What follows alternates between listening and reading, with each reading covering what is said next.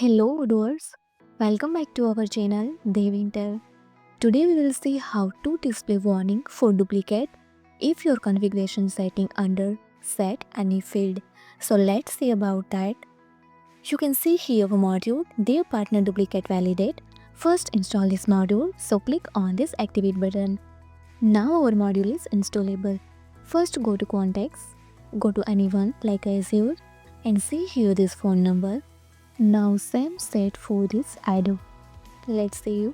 So see here, both in same but now not display any phone name. So now go to configuration and see here these options, find duplicate contact based on field. So I did set for phone. So select here, let's save. Go to contacts. Now again set for this Deco ID and save. So save time display this validation error that a contact with the same phone already exists.